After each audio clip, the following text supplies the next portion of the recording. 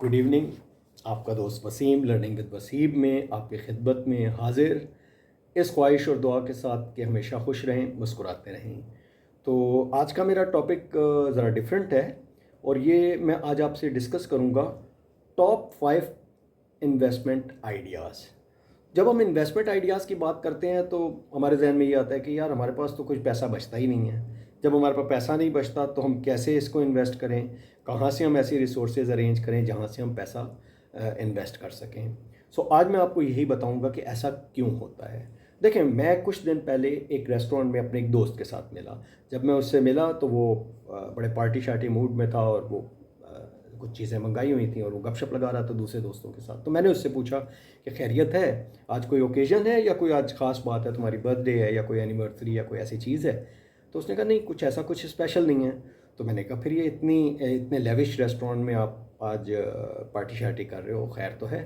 तो उसने कहा यार आज मेरा सैलरी का फर्स्ट डे है, मुझे फर्स्ट सैलरी मिली है मुझे अभी, और अब मैं घर जाने से पहले मैं चाह रहा हूँ कि थोड़ा सा मैं इंजॉय करूँ, थोड़ा सा मैं इसको रिलैक्स करूँ कि पूरा महीने मैंने बड़ा हार्ड वर्क किया तो मैं चाहता हूँ रिलैक्स करूँ।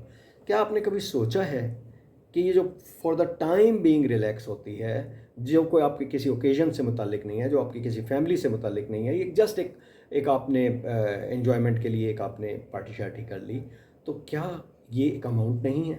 क्या ये वो अमाउंट नहीं है जिसको आप कहीं सही तरीके से इन्वेस्ट कर दें और फिर इस इन्वेस्टमेंट का रिज़ल्ट आप लेते रहें, इसके ऊपर आप इनकम लेते रहें? तो यही मैं कहना चाहता हूँ कि हमेशा कोशिश कीजिए, ऐसे आइडियाज़ निकालिए, ऐसे आइडियाज़ ढूंढिए जहाँ से आप अपनी इनकम को निकाल सकें और उसको सेव कर सकें और फिर उसको इन्वेस्ट कर सकें। तो पहला मेरा पॉइंट है मंथली बजट। देखें, ये हम अक्सर ये गलती करते हैं कि हम अपनी जो अर्न इनकम होती है, जो हमारी पहली सोर्स ऑफ इनकम होती है, जो कि नॉर्मली सैलरी या कोई बिजनेस इनकम होती है, उसको हम बजटिंग नहीं करते। हम उसको बजटिंग क्यों नहीं करते? ये हमें करनी चाहिए।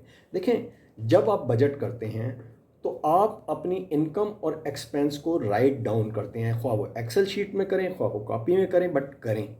उससे क्या फ़ायदा होगा कि जब आप अपने एक्सपेंसेस को नोट करेंगे तो आपको अंदाज़ा होगा कि इसमें कई एक्सपेंसेस तो ऐसे हैं जो मैं ना भी करूं तो मुझे कोई ख़ास फ़र्क नहीं पड़ता, तो वाई, क्यों वो एक्सपेंस किए जाएं? तो नेक्स्ट टाइम आप उसको कवर करेंगे, नेक्स्ट टाइम आप वो एक्सपेंस नहीं करेंगे और डेफिनेटली यही अमाउंट जमा होते होते ऐसी अमाउंट आपके पास होगी जिसको आप री इन्वेस्ट कर सकें, कहीं लगा सकें, कहीं बेहतर तरीके से उससे रिटर्न ले सकें। सो हमेशा याद रखें कि जो भी आपकी सोर्स ऑफ इनकम है, आप लाजमी तौर पे उसकी बजटिंग करें और ये बजट राइटिंग फॉर्म में होना चाहिए। ये ज़बानी नहीं होना चाहिए कि बस मैंने ये सोच लिया कि इतना मैंने खर्च करना है, इतना मेरे पास इनकम आ रही है तो ये मेरा खर्चा हो गया। नो, आपने इसको राइट डाउन करना है और उसमें एक्सपेंसेस भी राइट डाउन करने हैं और अपनी इनकम भी राइट डाउन करनी है कि मेरी कौन कौन सी सोर्सेज है, ताकि आप आइंदा ये कंसीडर कर सकें कि कौन सी मैं मज़ीद सोर्सेज ऐड करके अपनी इनकम को बढ़ा सकता हूँ।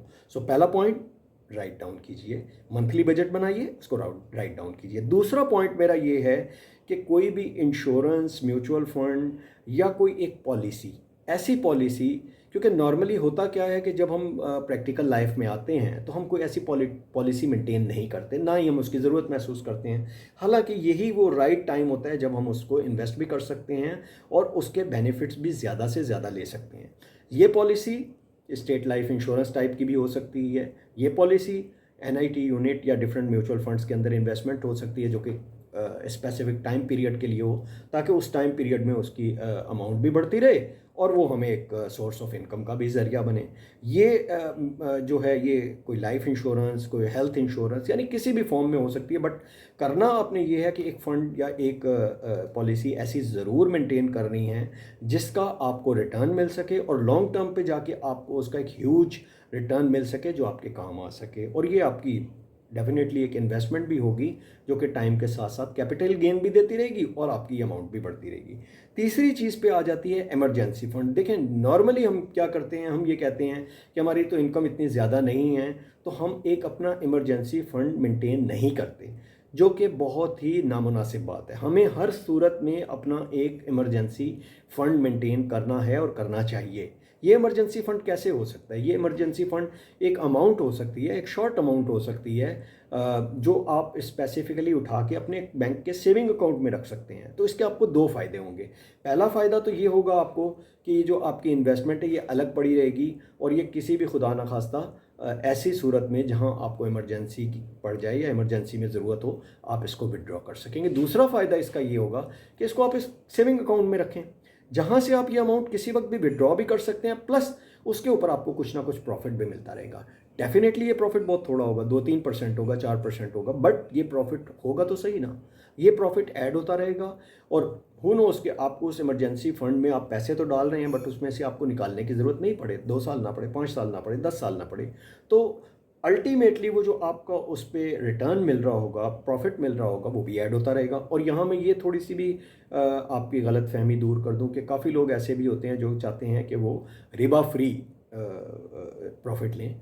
तो आजकल तो आपके पास एक बड़ा अच्छा ऑप्शन जो है वो इस्लामिक बैंकिंग है। तो आप इस्लामिक बैंकिंग में अपना सेविंग अकाउंट खोलें इमरजेंसी फ़ंड के लिए, और मेक श्योर करें कि इस इमरजेंसी फ़ंड को आपने यूटिलाइज़ नहीं करना। इसको आपने सिर्फ इसमें वन वे एंट्री रखनी है, यानी थोड़ी सी अमाउंट डालते रहना है, ताकि ये आपका एक इमरजेंसी फ़ंड मेंटेन रहे और इस वक्त ज़रूरत आपके लिए काम आ सके। अब जो चौथी चीज़ है जिस पे मैं बहुत ज़्यादा फोकस भी करता हूँ और मैं बहुत ज़्यादा उसके ऊपर डिस्कस भी करता हूँ, वो है आपका क्रेडिट कार्ड। देखिए, हमेशा क्या होता है कि हम अपना क्रेडिट कार्ड यूज़ करते हैं ये सोच के हमने कौन सा भी देना है, आज दे देंगे, अगले महीने इसकी पेमेंट कर देंगे, 40 दिन का तो हमारे पास रिलैक्सेशन पीरियड है, वो हम बेनिफिट मुफ्त में उठाएंगे, रिवार्ड्स पॉइंट इकट्ठे होते रहेंगे, उन रिवार्ड्स पॉइंट को हम यूटिलाइज़ कर लेंगे, वो एक मुफ्त का बेनिफिट हो जाएगा।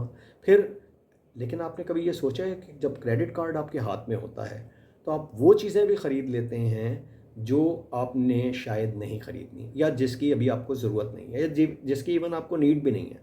फॉर इंस्टेंस, आपके पास एक टीवी लगा हुआ है, आपके पास एक एलईडी है, अच्छी परफेक्ट काम कर रही है, सब कुछ है, लेकिन आपके पास क्रेडिट कार्ड होगा तो आप ज़रूर सोचेंगे कि मैं इसको अपडेट कर लूँ, मुझे पेमेंट कौन सी करनी है, अभी तो मुझे 2 महीने बाद पेमेंट करनी है, 1 महीने बाद पेमेंट करनी है। और सम हाउ कई केसेस में तो ये होता है कि बैंक वालों ने ऑफ़र की होती है कि जी आप 6 महीने तक पेमेंट करें तो हम इंटरेस्ट फ्री ज़ीरो कर देंगे आपको, साल तक पेमेंट करें, सिर्फ इंस्टॉलमेंट पे करें, आपको इंटरेस्ट देने की ज़रूरत ही नहीं है।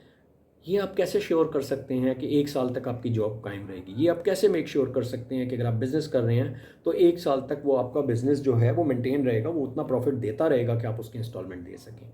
सिंस अगर कभी भी ऐसा होता है कि वो आपकी इंस्टॉलमेंट आप नहीं दे पाते, वो आप आपकी इनकम उस महीने कम होती है, या आपकी कोई भी ऐसी रीज़न होती है, आपकी जॉब ख़त्म हो जाती है, जैसे कि पेंडेमिक में हुआ और अक्सर लोगों के साथ हुआ, फिर आप क्या करेंगे?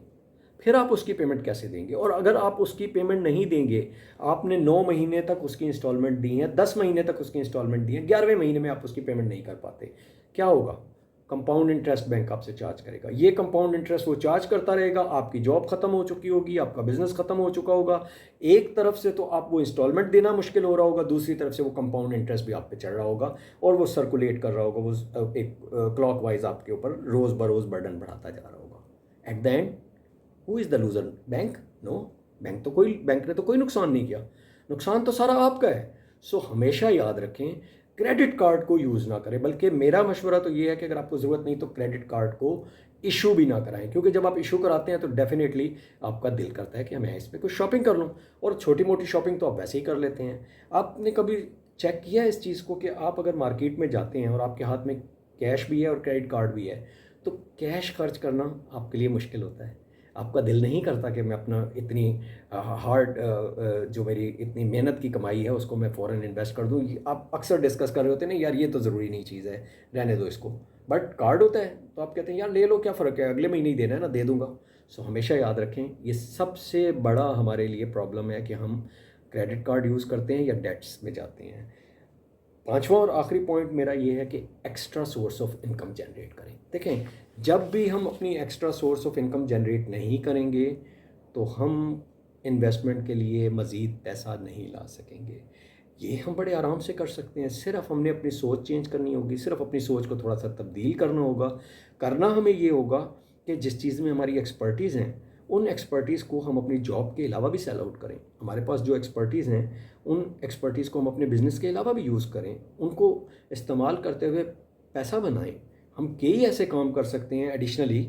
हम सेल में बहुत अच्छे हैं। हम फॉर इंस्टेंस किसी कंपनी में सेल्स की जॉब कर रहे हैं और हम सेल्स में बहुत अच्छे हैं। हमारे पास कोई एडिशनल ऐसी चीज़ आती है जिसको हम सेल करके एडिशनल इनकम जनरेट कर सकते हैं एक अदर सोर्स से, वाई नॉट करें। और ना सिर्फ खुद करें बल्कि अपनी फैमिली को भी इनक्रेज करें कि वो भी अपनी कोई ना कोई additional source of income generate करें। उसके दो फ़ायदे होंगे। देखें, एक तो अगर आपके बच्चे हैं तो वो उससे उनको एक कॉन्फिडेंस बिल्डअप होगा, उनको एक कॉन्फिडेंस, उनको पता चलेगा कि मैं भी जनरेट कर सकता हूँ, मैं भी एक इनकम जनरेट कर सकता हूँ। उनको इनक्रेज करें ताकि वो काम सीखें, और जब ये चीज़ें फ्यूचर में वो आएंगे तो उनके लिए बेनिफिशियल होंगी।